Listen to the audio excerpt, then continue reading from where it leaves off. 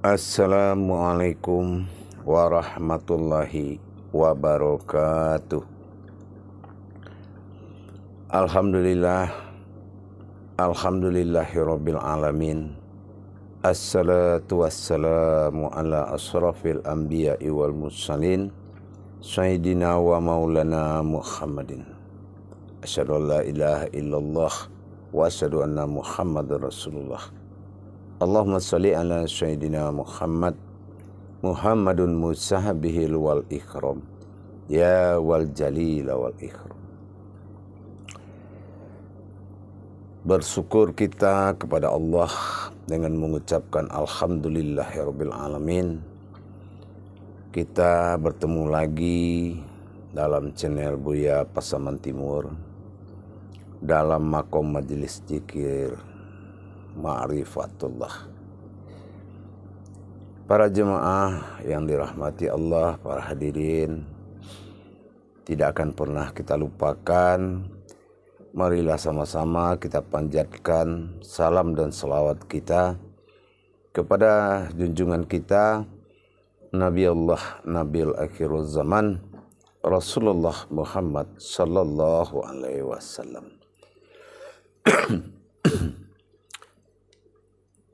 Dengan mengkalamkan selawatnya atasnya dengan memulai Allahumma sholli ala sayyidina wa maulana Muhammad wa ala ali sayyidina wa maulana Muhammad. Para hadirin, para jamaah, para ulama, sahabat dan kerabatku semuanya, dalam rangka meningkatkan iman dan takwa kita kepada Allah, tidak akan henti-hentinya kita belajar, berbagi wawasan, berbagi ilmu, agar mustajablah hendaknya ilmu dan makbrurlah hendaknya ibadah dan barokahlah hendaknya hidup dalam menuju ketauhidan kita kepada Allah Subhanahu wa Ta'ala. Dalam waktu yang dimuliakan Allah ini, tayangan ini akan saya berbagi wawasan tentang pentingnya sebuah pemahaman berhubungan dengan makrifat dan syariat. Mungkin ini ada sebagian kita yang salah memahami bahwasan syariat ini adalah sebuah kodrat yang tidak berguna atau dikatakan kodrat hanya sebagai penyebab atau sababiyah. Dan mungkin juga dikatakan bagi sebagian kaum marifat itu kajian tinggi. Untuk apa dipelajari? Nah, sebaliknya juga begitu. Jadi sebetulnya ini adalah salah pemahaman. Yang 4 perkara dalam bertajalinya Allah dalam bentuk makom jalan adalah wasilahnya Allah, syariat dan hakikat, tarikat dan ma'rifat. Untuk mencari kebenaran itu, menghindari kefasikan dan kemunafikan diri. Ada yang sudah mengatakan sudah bisa sholat ma'rifat, tidak perlu lagi bersyariat. Itu adalah salah satu pemahaman yang sangat salah. Kenapa? Kita sama-sama memahami dalam Al-Quran, Allah fil zahiru, wallahi fil batin. Allah fil awalun, wallah fil akhirun. Allah bersifat zahir, Allah bersifat batin, Allah bersifat awal, Allah bersifat akhir. Inilah syariat dan ma'rifat tadi. Kalau hakikat dan tarekat, hakikat ini adalah ibadah dan tarekat ini amaliyah. Itu berhubungan dengan yaitu zahir dan batin. Itu adalah amal dan ibadah. Tapi yang kodrat, yang sebenar-benar kodrat itu adalah syariat dan ma'rifat. Kita akan membahas dengan dalil yang sangat mudah dicerna. Kenapa? Syariat itu adalah dalilnya Allah. Apa yang dimaksud dalil Allah? Dasar. Untuk dasar segala penuangan agama, penuangan kaji, dan melihat maujud dengan nyata yang dihalalkan untuk mendapatkan tarekohnya, yaitu ilallah, mendapatkan jalan kepada Allah, hanya bermodalkan sebuah syariat, hakikat, tarikat, dan ma'rifat. Ini adalah satu jalan, satu kehidupan.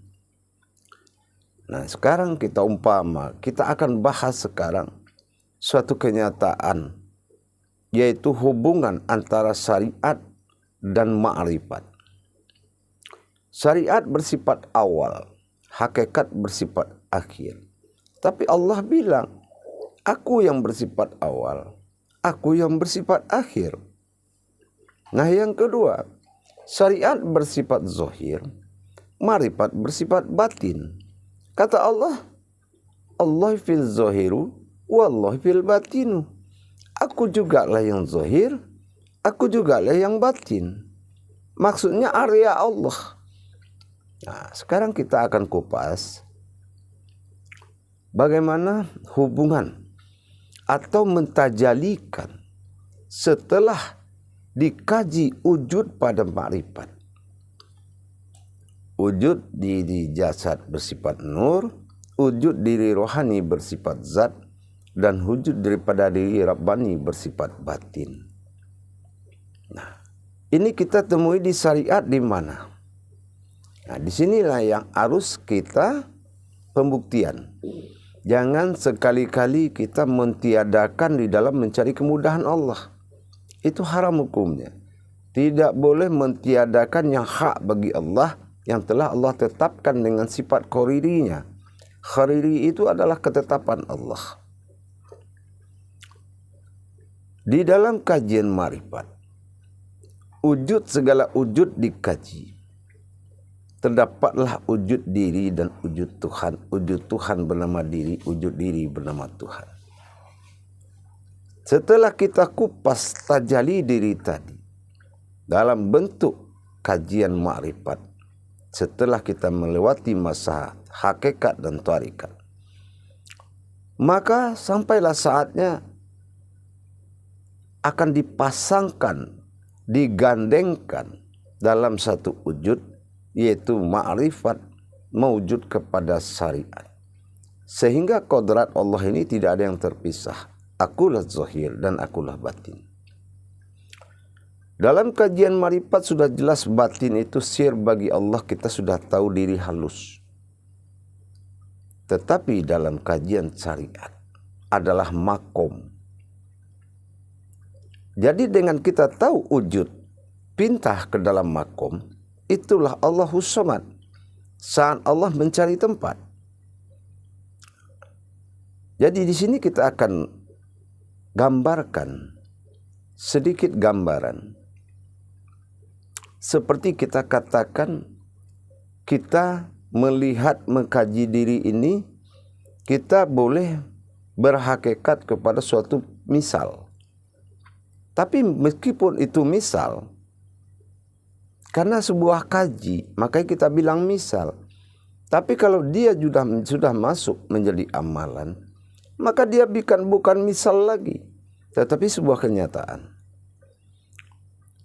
Kaji kalau masih bisa disampaikan, apapun tingkatannya, masih dalam jatuh ke kalam, itu namanya hadis. Hadis itu apa? Dihadiskan.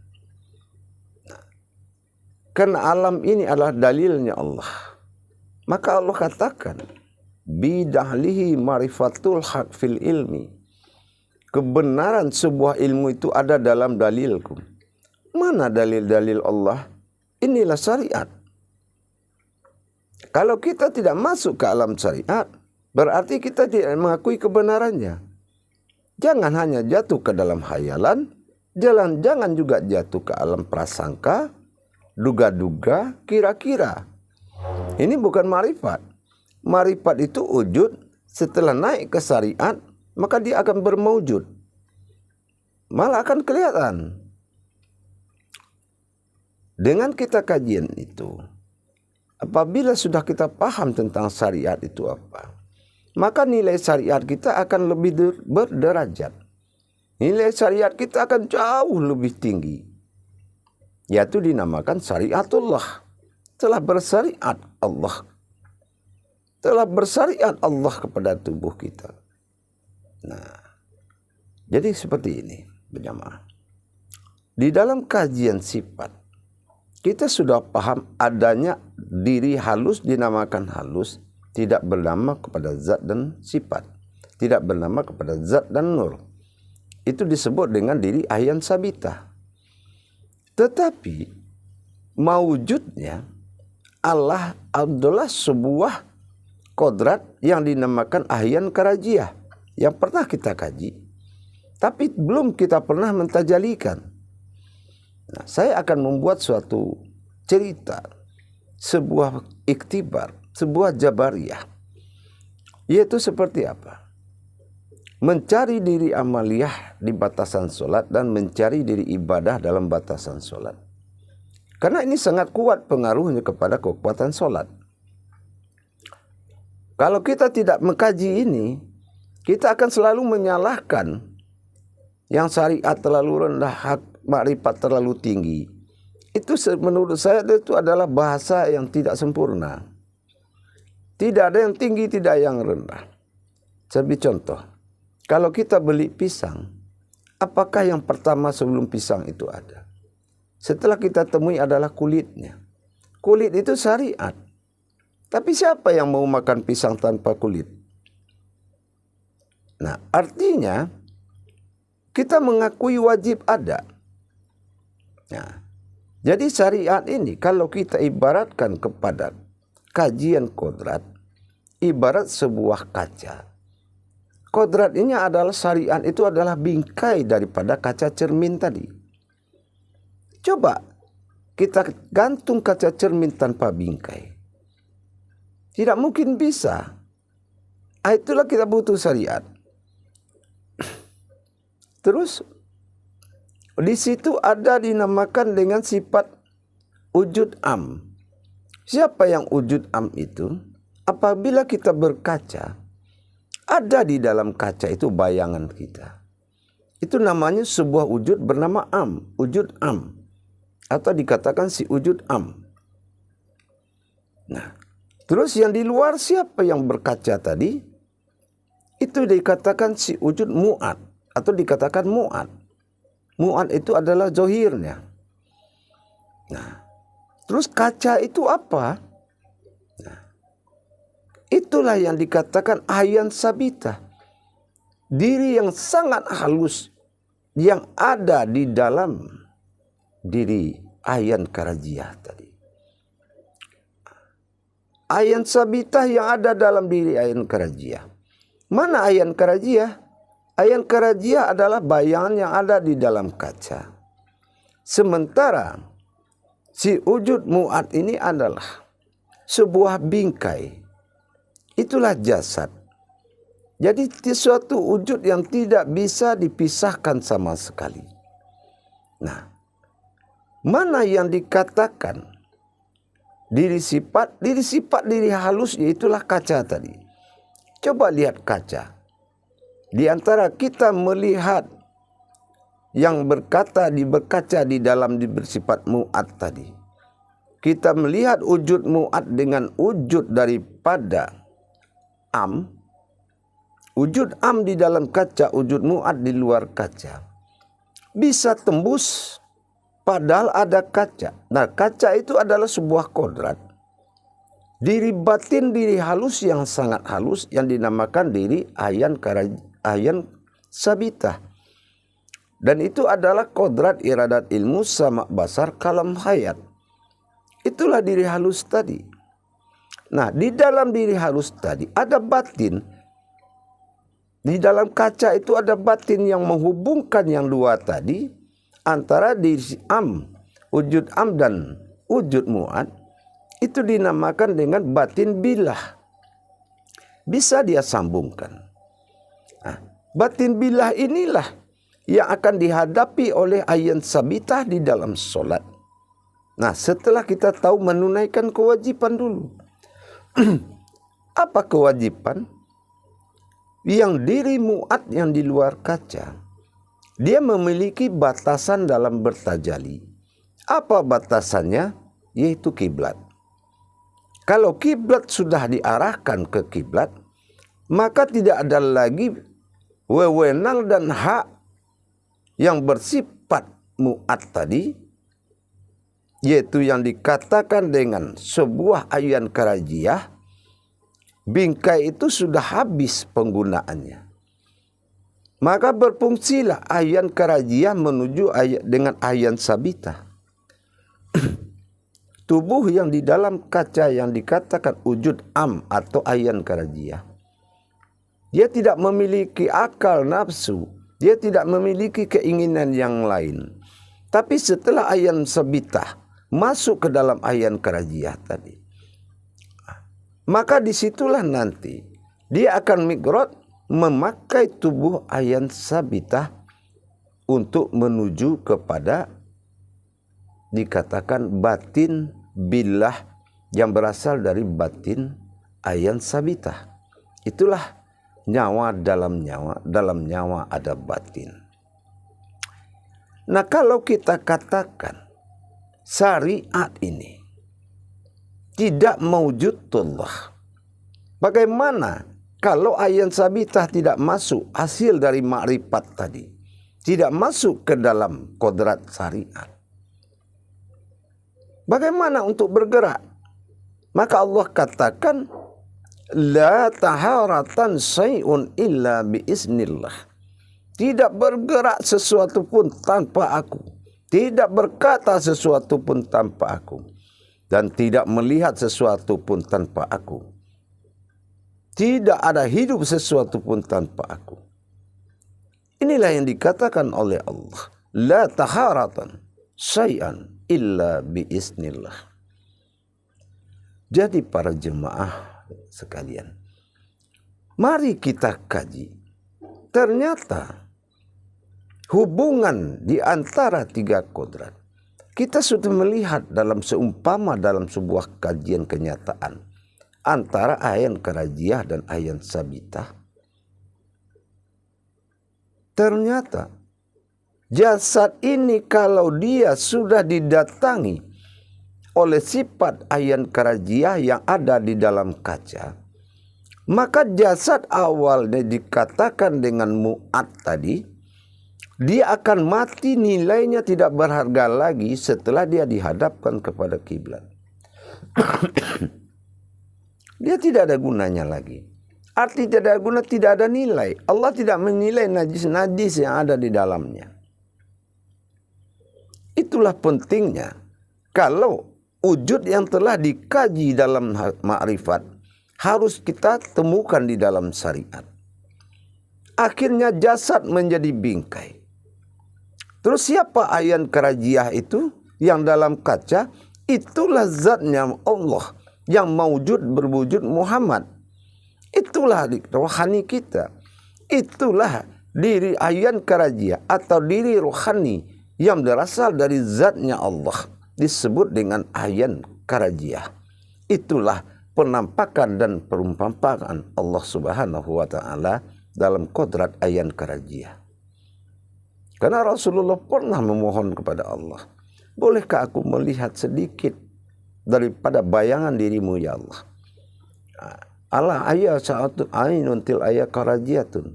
Nah, itulah di ayan karajiah. Tapi ayan sabitah, dialah yang berbuat dan menggerakkan semuanya. Kalau jasad adalah bingkai, ayan karajiah, ayan sabitah itu halusnya seperti kaca tadi. Halus banget. Tapi kalau tidak ada dia, tidak ada guna. Antara wujud am di dalam kaca dan wujud mu'ad dalam kaca, tidak ada nilainya. Kenapa? Karena tidak ada yang dikatakan dengan ayan sabitah itu. Kalau ayan sabitah tidak datang, diri halus itu yang memiliki batin dinamakan billah.